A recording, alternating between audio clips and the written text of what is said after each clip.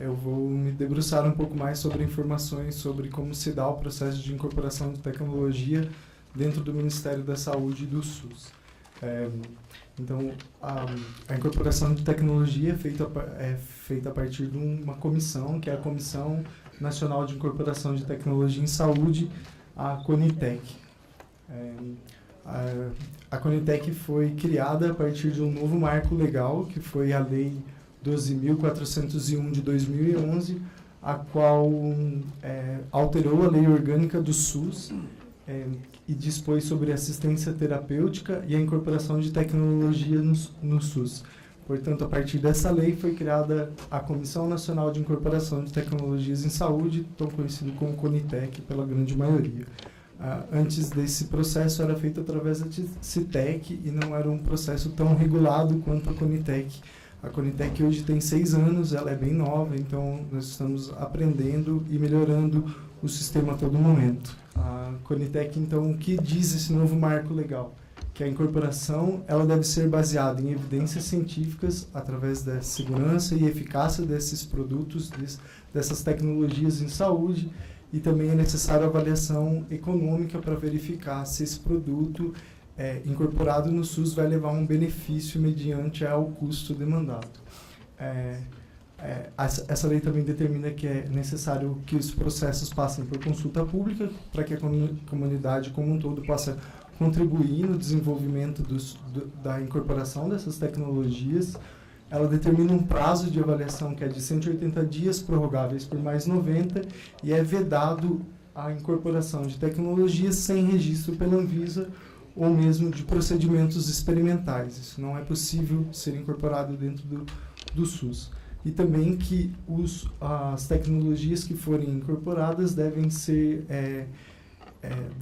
disponibilizadas mediante a protocolos clínicos e diretrizes terapêuticos, PCDTs. Então, o que é de fato a CONITEC? A CONITEC é um órgão colegiado de caráter permanente, integrante da estrutura regimental do Ministério da Saúde, que tem por objetivo assessorar o Ministério da Saúde. Portanto, não é a CONITEC que faz a incorporação, e sim ela dá subsídios para que a Secretaria de Ciência, Tecnologia e Saúde, o secretário que estava aqui, tome a decisão quanto à incorporação ou não dessas tecnologias. Também as atribuições relativas à exclusão e alteração de tecnologias do SUS, bem como a constituição e alteração de protocolos clínicos e diretrizes terapêuticas. Como é dada essa estrutura? Como está disponibilizada a estrutura da CONITEC? Então, a CONITEC ela tem um plenário que debate sobre essas tecnologias e tem 13 membros. Os 13 membros votam nessa plenária sobre a incorporação ou não de uma determinada tecnologia, ou mesmo da exclusão de uma determinada tecnologia que em algum momento se torne obsoleta ou maléfica aos pacientes, ao sistema. Então, são as 7 secretarias de saúde, secretarias do Ministério da Saúde, além do Conselho Federal de Medicina, o Conselho Nacional de Saúde, o CONAS, o CONASEM, a Agência Nacional de Saúde e a Anvisa. O DEGITS, do qual faço parte, é a Secretaria Executiva da CONITEC, quem dá subsídio para essa plenária tomar as decisões. Hierarquicamente, dentro da estrutura do Ministério da Saúde, o DEGITS encontra-se dentro da SCTI, que é a Secretaria de Ciência e Tecnologias e Insumos Estratégicos, do qual faz parte também o DAF, o DECIT, o DECIS e o DEGITS, né? Para frente. Então, aqui eu vou passar de forma um pouco mais rápida. Tem a missão do DEGITS e qual é a sua visão. Como isso vai estar disponibilizado, vocês podem ler depois para eu ganhar um pouquinho de tempo. Então, quais são as competências do DEGITS, que foi determinada pelo Decreto 7.646 de 2011, que é necessário a construção, a emissão de relatórios sobre incorporação, exclusão ou alteração dessas tecnologias em saúde do SUS, que deve ser constituído por meio de protocolos clínicos e diretrizes terapêuticas, e o DEGITS também tem a competência de propor alterações na Relação Nacional de Medicamentos Essenciais, a RENAM. Um pouquinho de informação sobre aos prazos, né, a regra de incorporação. Então, a regra dessas incorporações estão baseadas nas evidências científicas, como que eu disse, assim como na avaliação dos estudos econômicos, e é dado um prazo de 180 dias para que isso seja avaliado e publicado no Diário Oficial da União, prorrogáveis por mais 90, esses 180 dias, e após essa publicação, o Ministério tem mais um período de 180 dias para disponibilizar os medicamentos ou tecnologias que foram incorporadas dentro do SUS. Então, como que é feito a incorporação de tecnologia?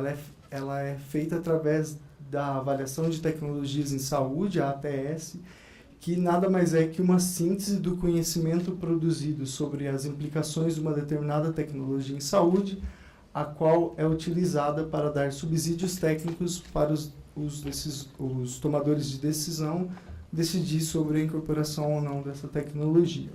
Então, para a tomada de decisão é baseado na ATS, que ela é constituída de 4 principais pilares, 4 pilares que sustentam essas ATS, que são as questões clínicas em relação, por exemplo, à saúde, à segurança, qual é a indicação dessa tecnologia, a eficácia, a eficiência, qual é a população beneficiada dessa tecnologia, dentre outras questões. Com relação aos pacientes, qual é o impacto social, se aquela tecnologia é ética ou não, se vai ter alguma reação psicológica, qual é a aceitabilidade dessa nova tecnologia dentro dos pacientes, né? Além disso, também é feita a avaliação econômica com relação ao custo, eficiência, custo-efetividade, ou custo-utilidade, custo-oportunidade, impacto orçamentário. Nós verificamos todas essas informações para tomar a decisão da incorporação ou não de uma determinada tecnologia. Também quais são os caracteres da organização do sistema para poder distribuir e chegar a toda a população essa tecnologia. Então, em relação à difusão, à acessibilidade, à logística que vai ser disponibilizada esses medicamentos, se é necessário, se é uma tecnologia, por exemplo, que necessita capacitar os profissionais para que ele possa utilizar essa tecnologia, se é sustentável, como que será utilizado. Com todas essas informações, a gente os tomadores de decisão vão verificar se o benefício dessa tecnologia é maior do que os custos e riscos. Então, se eu tenho uma tecnologia que ela tem um benefício maior para essa população, se os valores de preferência e a evidência sustentam a incorporação dessa tecnologia, normalmente ela é incorporada dentro do sistema de saúde. Aqui eu vou passar novamente um pouco mais rápido para ganhar tempo em relação aos quesitos de avaliação. Eles estão disponíveis no site da Conitec, todo mundo pode verificar. É um formulário que é necessário ser preenchido, é obrigatório ter um registro da Anvisa da tecnologia, a avaliação dessas evidências que demonstre que ela é melhor ou tão eficaz quanto a já disponível no SUS, os estudos de avaliação econômica, como eu disse, caso necessário, se é um medicamento, pode ser apresentado esse produto para a gente no DGITS para avaliação e o preço fixado pela CEMED. Agora eu vou deixar um espaço para colocar um vídeo institucional que resume basicamente isso que eu falei. No Brasil, para que um novo medicamento, procedimento, equipamento ou produto seja incorporado ao SUS, é necessário que a Comissão Nacional de Incorporação de Tecnologias no SUS, Conitec, faça uma avaliação para saber se tecnologia é tão boa ou melhor do que as já utilizadas atualmente.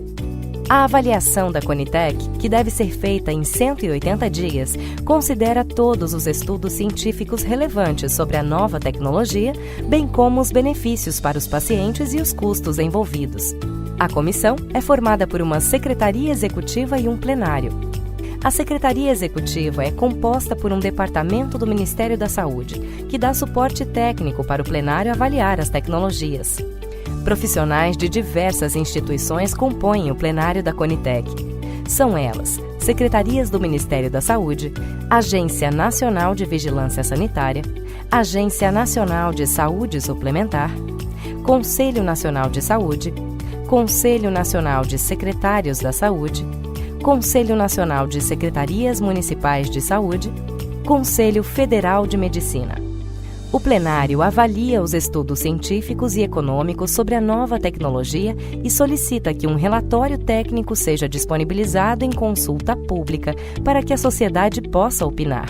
Após analisar as contribuições recebidas durante os 20 dias de consulta pública, o plenário vota e emite uma recomendação final, que pode ser favorável ou contrária à inclusão da nova tecnologia no Sistema Único de Saúde. Por vezes, a Conitec avalia tecnologias já utilizadas no SUS e, dessa forma, a recomendação pode ser para alterá-la ou retirá-la. Com a recomendação da Conitec em mãos, o secretário de Ciência, Tecnologia e Insumos Estratégicos do Ministério da Saúde decide se concorda com a comissão e publica sua decisão no Diário Oficial da União.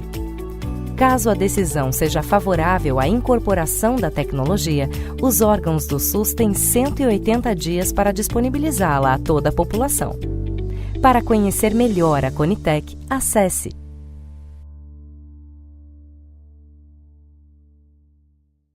Bom, retomando a apresentação, então, portanto, a partir da incorporação dessa tecnologia publicada no Diário Oficial da União, nós começamos a elaboração dos protocolos clínicos e diretrizes terapêuticas, que eu vou falar um pouquinho mais. A lei define o que é protocolo clínico e diretriz terapêutica.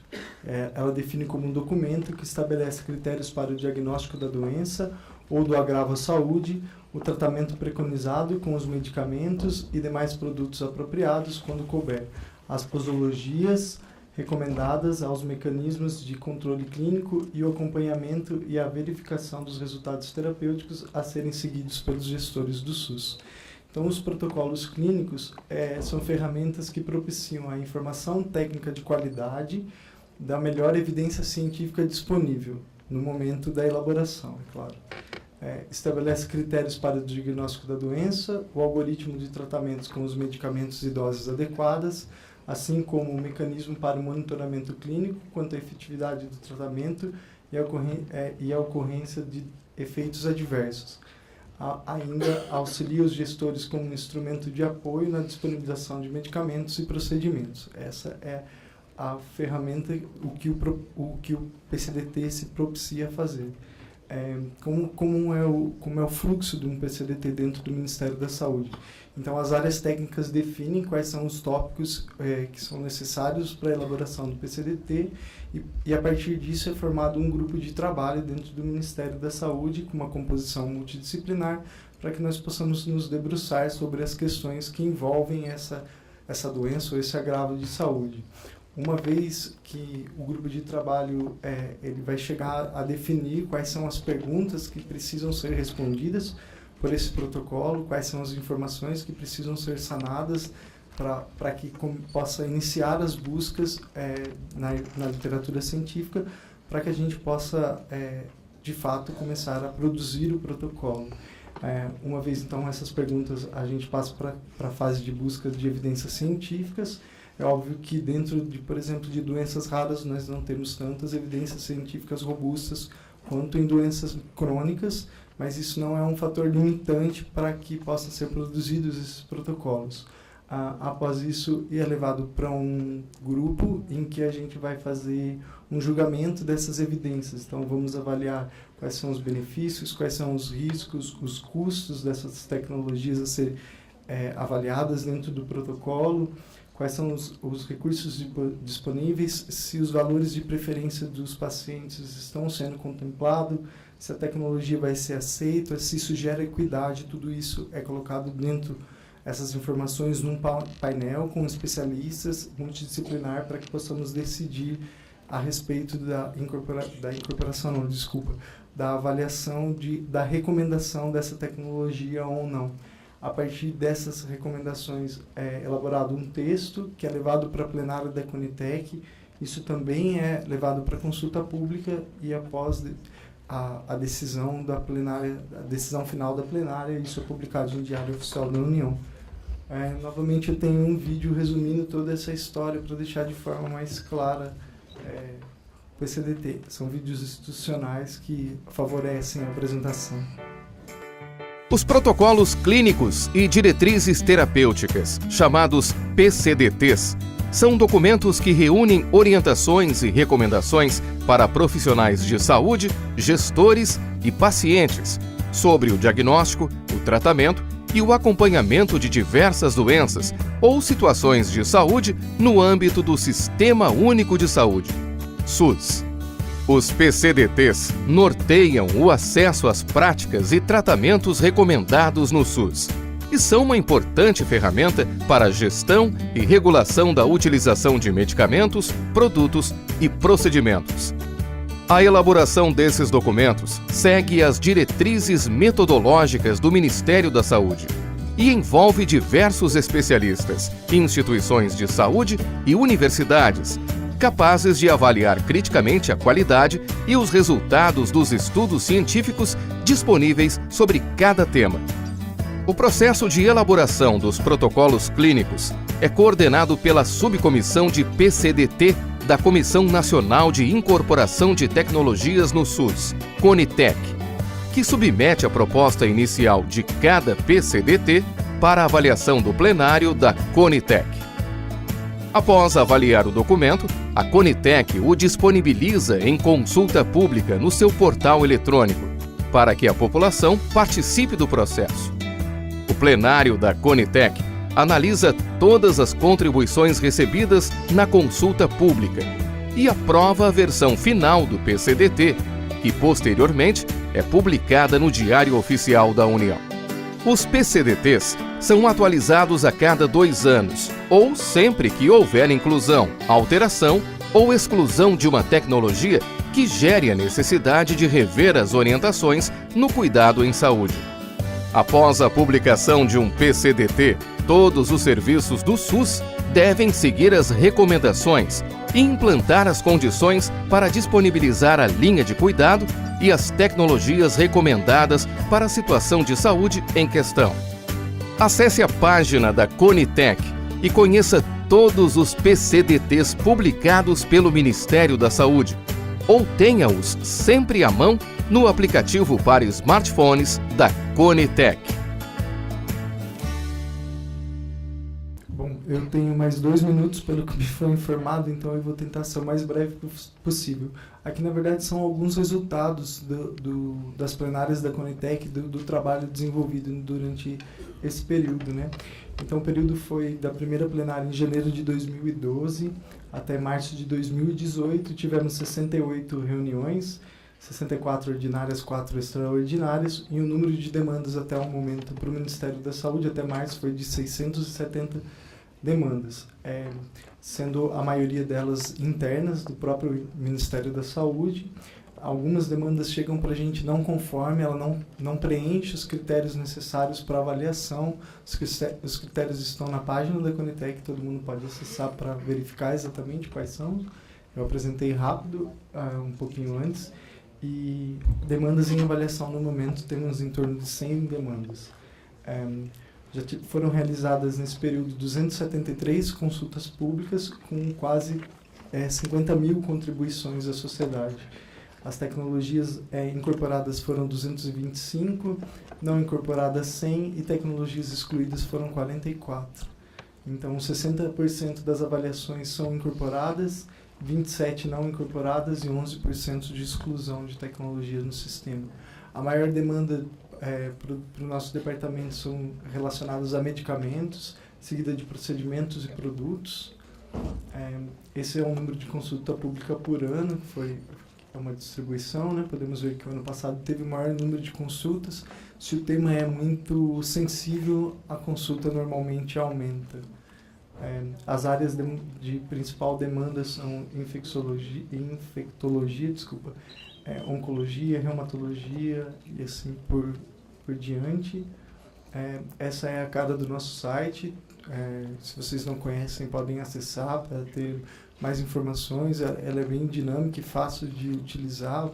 Então, é importante que vocês contribuam nas consultas públicas para nos dar suporte para a incorporação ou não, para a decisão dessas tecnologias avaliadas. Era isso que eu tinha para dizer.